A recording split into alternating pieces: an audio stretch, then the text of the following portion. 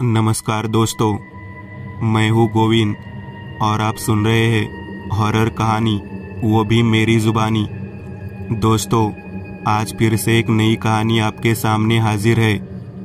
वैसे तो आपने बहुत सी हॉरर कहानियाँ सुनी होगी, लेकिन मुझे पूरी उम्मीद है कि आज की यह हमारी कहानी सुनकर आपको सच में डर का एहसास होने वाला है। बस मेरी आपसे इतनी गुजारिश है कि आप अगर इस कहानी को पूरा सुनेंगे तो सच में बहुत ज़्यादा मज़ा आने वाला है। साथ ही अगर आप पहली बार हमारे इस चैनल पर आए हैं तो चैनल को अभी सब्सक्राइब कर लीजिए। ऐसा करने से हमारी और आपकी नज़दीकियाँ बढ़ जाएगी और आगे आने वाली वीडियो आप तक आसानी से पहुंच जाएगी।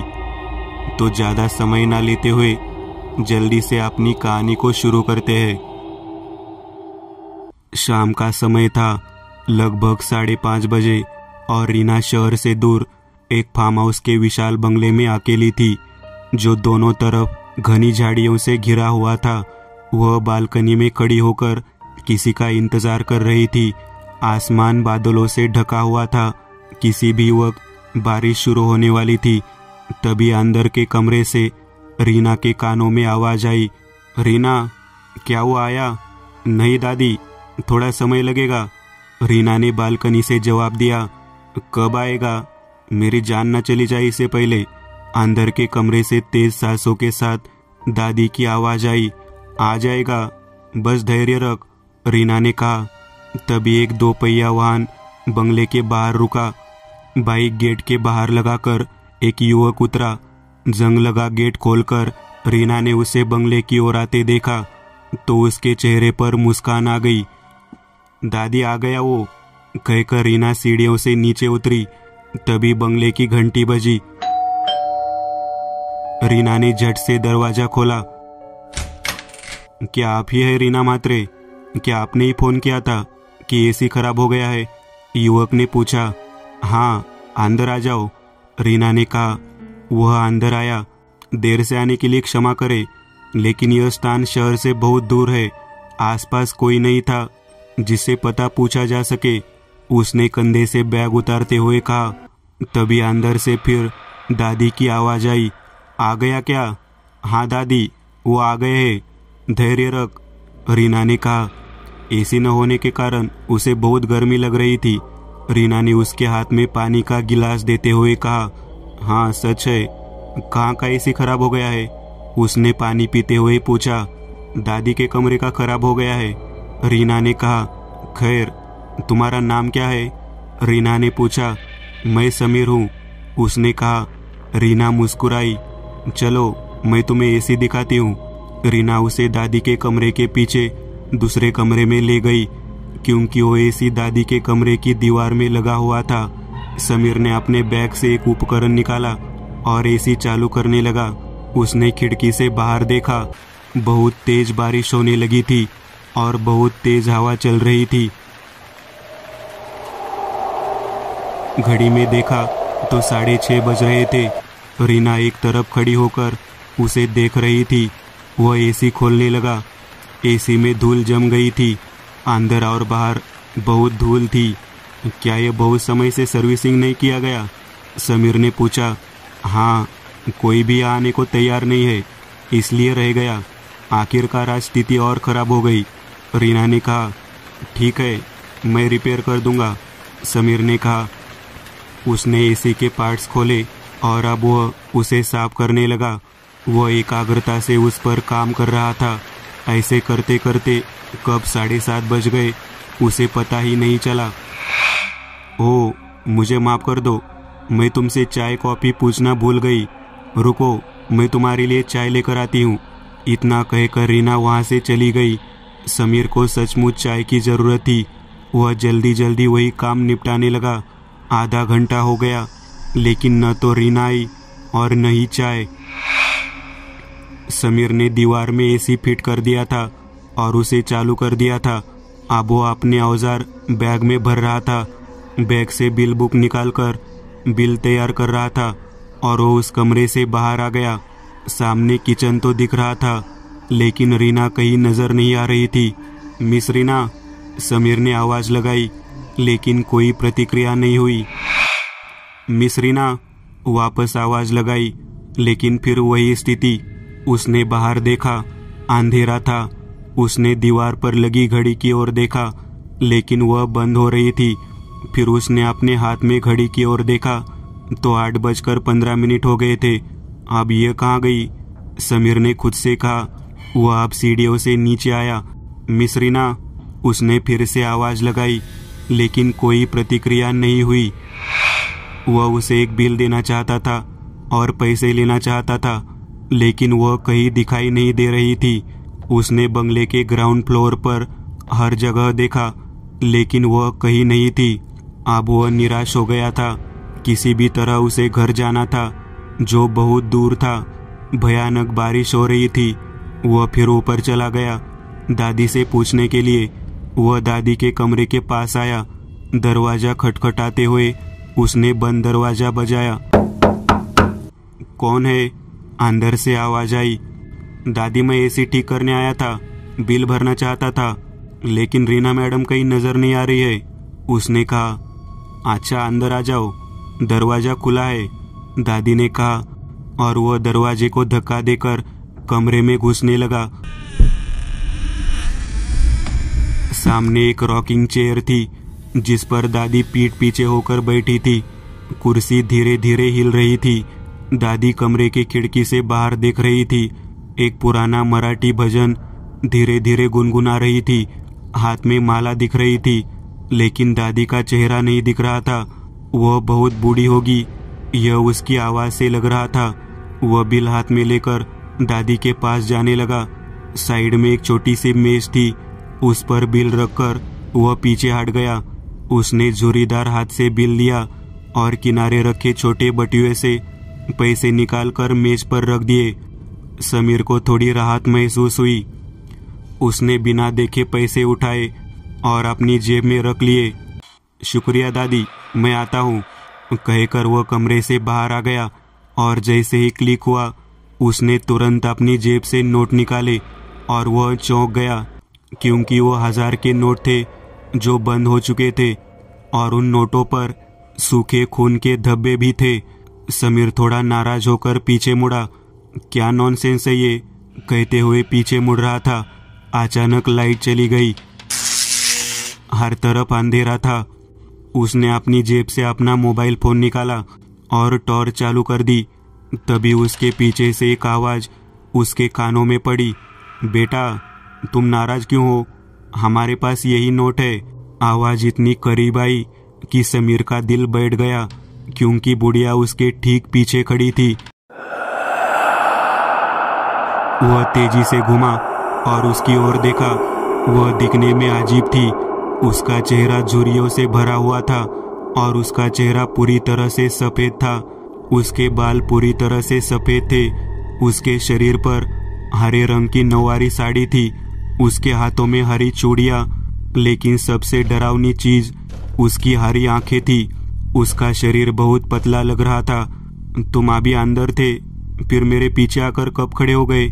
समीर ने उसे डरते हुए पूछा। ओह, तुम्हारे सामने तो आ गई, उसने कुटिल मुस्कान के साथ कहा। समीर ने कहा, ठीक है, छोड़ो। दादी, ये नोट बंद हुए 4 साल हो गए हैं। मेरे पास तो यही नोट है बाबा, मुझे नहीं पता कि ये नोट कब बंद हो गए, बुढ़िया ने ठंडे स्वर में कहा। अच्छा, तुम्हारी पोती कहाँ है? मैं उससे ले लूँगा, बुलाओ उसे, समीर ने झुंझलाते हुए कहा। वो तो अब चली गई, बुढ़िया ने कहा। कहाँ गई? क्या झूठ बोल रही हो दादी, वो इतनी बारिश में कहाँ जाएगी? उसने कहा कि वो मेरे लिए चाय बनाने जा रही है, और वह गई तो गई, आप बुलाओ उसे। समीरा बहुत गुस्से में था। दरअसल वह डरा हुआ था, लेकिन उसने अपने डर को छुपाने के लिए गुस्से का मुखौटा पहन रखा था। देख, वो वहाँ है, बूढ़ी दादी ने बालकनी के बगल वाले पेड़ की ओर इशारा किया। समीर ने पेड़ की ओर देखा और उसकी जबान बैठ गई, क्योंकि रीना का शव पेड़ की शाखा से रस्सी के सहारे लटक रहा था, लेकिन उसकी आंखें खुली हुई थी और उन आंखों से वह समीर को देखकर मुस्कुरा रही थी। समीर उस बुढ़िया की ओर मुड़ा और उसे फिर झटका लगा क्योंकि उसके पास खड़ी बुढ़िया अब वहाँ नहीं थी। डर से कांपते हुए समीर बुढ़िया के कमरे में टॉर्च मारने लगा और वो फिर से चौंक गया क्योंकि बुढ़िया उस कुर्सी पर पीछे बैठी वही गाना गुनगुना रही थी।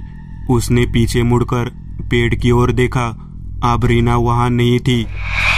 वह पसीने से लथपथ था। उसे लग रहा था कि यहाँ से कैसे निकला जाए। यह विचार बार बार उसके मन में आ रहा था। उसके पैरों पर कुछ हलचल होने लगी। उसने टॉर्च की रोशनी उसके पैरों पर मारी और उसका कलेजा मुंह में आ गया क्योंकि वह बूढ़ी औरत जमीन पर रेंग रही थी और उसके पैरों पर गिर रही थी। वह जोर जोर से चिल्लाते हुए मोबाइल टॉर्च की रोशनी में सीढ़ियों से नीचे भागा। सीढ़ियों से नीचे भागते हुए उसने पीछे मुड़कर देखा तो उसका सिर सुन्न हो गया। थकी हुई बूढ़ी औरत घुटनों के बल बच्चे की तरह रेंगते हुए तेजी से उसके पीछे आ रही थी। वह चिल्लाता हुआ नीचे आया और टॉर्च की रोशनी लिविंग रूम के एक कोने पर पड़ी। वहाँ का नज़ारा अजीब था। वहाँ एक महिला खड़ी थी। उसका चेहरा काले खुले बालों से ढका हुआ था। उसने नौवारी की साड़ी भी पहनी हुई थी। वह कोने में खड़ी थी। समीर घबरा गया। वह तेजी से दरवाजे की ओर मुड़ा और दरवाजा खोलने लगा, लेकिन दरवाजा बंद था। वह नहीं खुला और तभी लाइट आ गई, लेकिन जल बुझने लगी। वहाँ का माहौल और भी डरावना होता जा रहा था। समीर दरवाजा खोलने की कोशिश करता रहा। तभी उसे अपने कंधे पर एक ठंडा स्पर्श महसूस हुआ। उसने चौंक कर पीछे देखा। कोने में खड़ी महिला उसके ठीक पीछे खड़ी थी। उसने अपने बालों को चेहरे से हटाया। उसके सफेद चेहरे और धसी हुई आंखों को देखकर समीर चौंक गया। मुझे प्यास लगी है, यह कहकर वह रुखाई से समीर की ओर देखने लगी। समीर डर के मारे स्तब्ध रह गया और चक्कर खाकर गिर पड़ा। लाइट की रोशनी आम हो गई। जाग जा, जाग जा, वह समीर को उठा रही थी। रीना, सीमा, प्रकाश, जल्दी से नीचे आओ, वह चिल्ला रही थी। कुछ ही देर में रीना, बूढ़ी दादी और एक युवक अंदर आए। रीना ने कहा, ओह शर्ट, मैंने तुमसे कहा था कि यह प्रैंक बहुत महंगा पड़ सकता है। यह प्रकाश का विचार था। सीमा ने अपने सफ़ेद बालों का विग उतारते हुए कहा, जैसे कि मैंने पहले ही कहा, किसी की जान जा सकती है। उसने अपने खुले बालों का विग उतारते हुए कहा। उसे अपने चेहरे पर पानी की छींटें महसूस हुई और समीर जाग गया। वे चारों आसपास खड़े थे।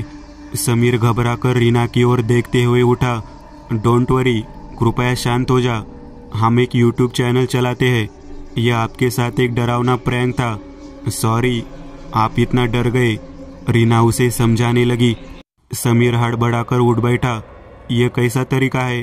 तुम्हारे प्रैंक के चक्कर में किसी की जान चली जाएगी। समीर उठ खड़ा हुआ। मैं ऊपर से अपना बैग लेकर आया। मुझे तुरंत मेरे पैसे दो और मुझे यहाँ से जाने दो, समीर ने फिर कहा और वो ऊपर चला गया। तूने जहाँ जहाँ कैमरे सेट किए थे वो सारे लेके आ, रीना ने प्रकाश से कहा। वैसे रीना, तुझे यह बंगला कैसे मिला? मतलब ये किसका है? सीमा ने पूछा। ओह, मैंने इस बंगले के बारे में अपने चाचा से सुना था। 2 साल पहले यहाँ 4 हत्याएं हुई थी। कोई सीरियल किलर था। तब से ये बंगला बंद था। मेरे चाचा यहाँ थाने में इंस्पेक्टर थे। बहुत खोजा, लेकिन कुछ पता नहीं चला। कुछ दिन बाद ही उसी बंगले के पीछे एक लाश मिली। चाचा ने कहा कि कातिल वही होगा। मुझे नहीं पता था कि मर्डर किसने किया। फिर मुझे ये प्रैंक सूझा। मैंने अपने चाचा को बताया और इस बंगले की चाबी ले ली। प्रकाश को बताया और फिर शाम को तुरंत तुम्हें बुला लिया। एसी रिपेयरिंग के लिए मैंने यहाँ एक एसी रिपेयरिंग एजेंसी को फ़ोन किया तो पहले उन्होंने कहा कि कल भेज देंगे, लेकिन फिर उन्होंने कहा कि अगर हो सके तो 1 घंटे में भेज देंगे, और फिर ये आ गया। प्रकाश सारे कैमरे ले आया।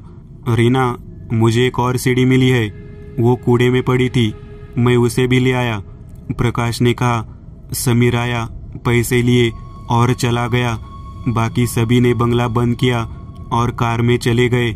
प्रकाश एक एक करके सभी कैमरे को देखने लगा और जैसे ही उसने 5:30 बजे के बाद का नज़ारा देखना शुरू किया तो उसके पैरों तले जमीन खिसक गई, क्योंकि उन दृश्यों में समीर कहीं नजर नहीं आ रहा था।